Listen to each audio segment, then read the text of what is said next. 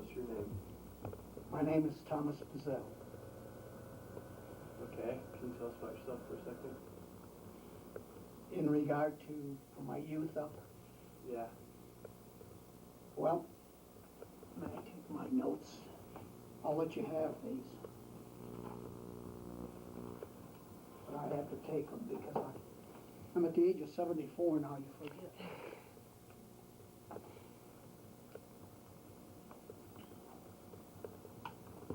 I was born in Bingham, small town of Highland Boy that was attached to Bingham in 1921. I graduated from Bingham High School in 1937. I went in the Army in 1942 until just about 1946. I was in Europe. And then in 1951, I got married, and Uncle Sam decided to have me back in as a military intelligence advisor during the Korean War. I put in 2 more years then. That was in 1951 and 1952. The colleges I went through was University of Utah for my bachelor's degree, Columbia University in New York for my master's degree, which was in Russian and physical education. I had a composite. I also I was at Columbia University in 1950 and 1951. I also went to Drake University in North Carolina and did graduate work there. I also continued my graduate work at the University of San Francisco and Stanford University of California. I did my graduate work in Russian and in education. I taught school at Bingham High School for approximately 30 years. With this teaching, I also did administrative work as a vice principal. I retired from Bingham High School in 1983. I'm a minor, have always been a minor, will always be a minor. Okay, can you remember back to who was the first?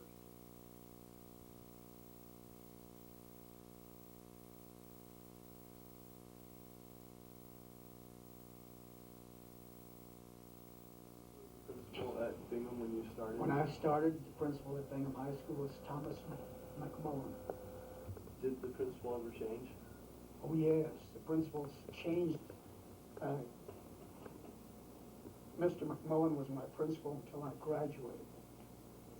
And he continued being a principal, and then when I went to there, he would come down here and become a principal at either Brighton or Alta, I can't remember, or Hillcrest. And the principal then was Glenn Baree.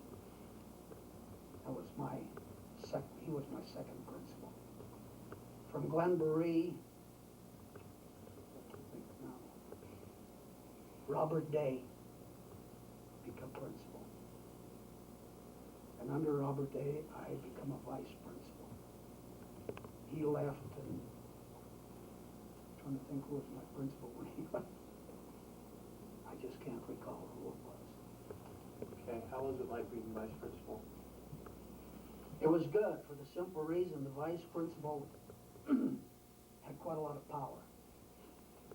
I was a good disciplinarian in my classes.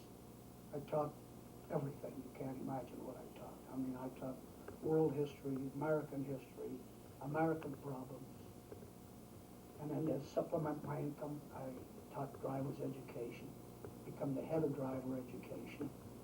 I coached, you name it. I was in charge of business, ball games and things, dances and things of that nature. So I had a well-rounded education. What did you feel about the change from when Bingham High became Bingham Junior High? Well, having moved to the new high school in South Jordan, I hated to leave. I hated to leave Coffin and the original Bingham High School. I think in your front, right in the lobby in front of the school, you got a big Binghamite Prospector Club deal there. The copper sign? The design, yeah. Mm-hmm. Yeah. I put that, I was in charge of putting that in. I was head of the Prospector Club. We continued the Prospector Club at Bingham High School until I went in administration.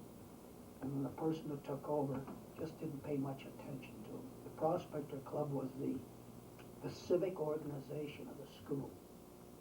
Members of the school, and they were picked. I mean, there was no fooling around. They were the elite of the Bingham High School. In other words, we had 30 members. We had 8 new freshmen, 10th graders. We had 10 juniors and 12 seniors, which created 30 kids in the class. And these kids picked out the new members who were coming in, who were initiated in at the beginning of the school year into the club. And that Prospector Club was a backbone of the civic organizations we had there. They took part in all the academic things that we had in the school, all the civic things, assemblies and everything else. And I mean, they ran a tough club. There was no fooling around, absolutely no fooling around. I was at Bingham High the other day and they had I think they had the visiting schools from University of Utah and all the colleges and that, and they had them visiting there. And those hallways were a disgrace, if I must say it. Paper and everything thrown around, and it really amazed me, because as the vice principal, I'd had a size 8.5 shoe up somebody's rump if they threw a piece of paper on the floor. Okay.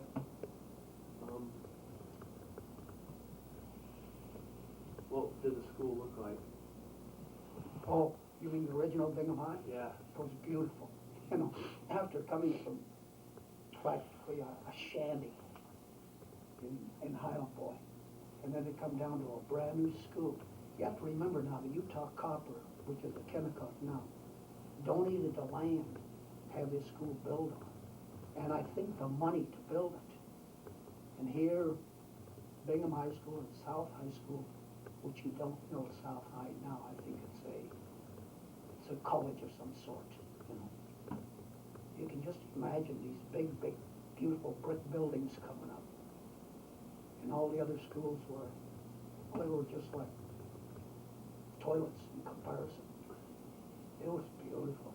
It was really beautiful. See, the Utah Copper at that time landscaped the whole thing. And we had access to their ballpark, which was across the street, not the stadium you have now. That was built while I was up there. We had access to everything. The Kennecott, or the Utah Copper at that time would give our school monies to buy uniforms, football uniforms, basketball uniforms, baseball uniforms.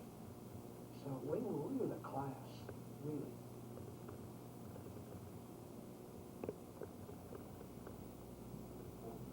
Could you tell about the first few years that you had at Bingham High? Yes, from the 7th grade on, it was fun. And we had perhaps the better teachers of any of the schools for the simple reason that Kennecott would give money towards our school, and this would compensate some of the teachers. Because at $900 a year, let's face it, they all have to work extra jobs just to support their families. So we had perhaps the best teachers in the district. I mean, after I become a teacher, I used to talk to the teachers in Jordan High School, later on at Hillcrest and Bright. They says, yeah, you people up there, you got the best English teachers, you got the best coaches.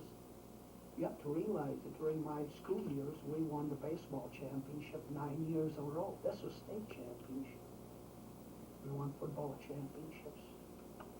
We never did win a basketball state championship during that time. In fact, I think the first time Bingham High ever won one was in 1960 when George Sluger was the coach now at Bingham High, was a senior, and we won a state championship. But I couldn't for those years, from the 7th grade to the 12th year, I couldn't ask for a better academic teaching than I got there. I mean, I went to the University of Utah 9 years after I graduated from the high school. World War II kept me out a few years. And I went up there. And when I took my tests to get in the University of Utah, they put me in advanced English. They put me in advanced math. I mean, and I begged them not to because I'd been out for 9 years. Here I'm competing with 17-year-old, 18-year-old kids, and I'm 24 years old. You know, I've been away from schooling outside what I got in the Army. You know.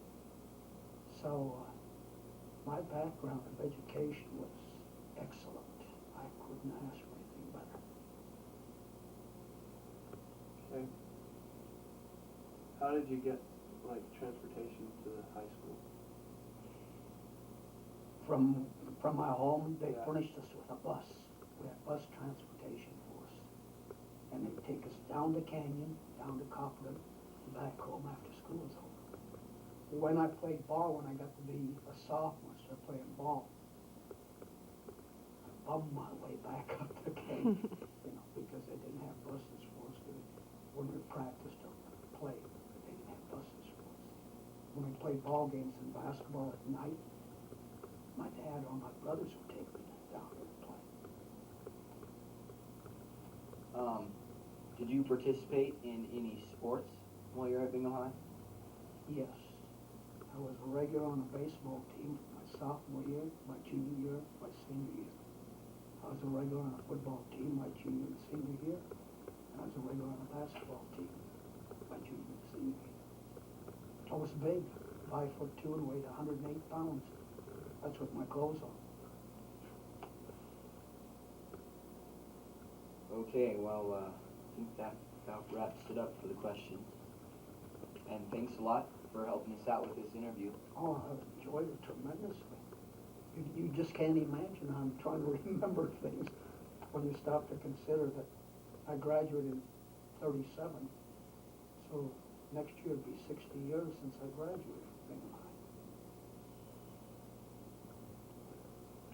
You're lucky. That school, and I hate to see it being closed down. I'm not sure what they're going to do with it. Probably sell it to the Kennecott for an office space or something.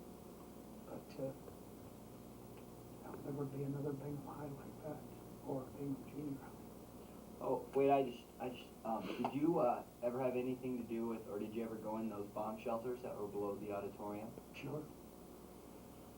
Yeah, I went into them. In fact, when I taught there, we took a class, a special class of seniors, and we stayed there for 3 days. This was students, and there were 4 teachers. We stayed there, slept right on the floor, ate down there, went to the restroom down there, you know, well, they let us go upstairs, you know, we were supposed to stay down there. And we had good reunion. We really had a good situation. Many of the teachers now are, and students are, teachers are principals. This is Linda Sandstrom. I'm not sure if you know her. She's a principal. Jimmis, who was a coach, was there. I believe you know that Jimmis has had I think they had the liquor store and the pharmacy up in, just outside of Copper and going up towards Bingham. Quite a few, yeah. I knew that bomb shelter very well. Great. Thanks a lot from interview.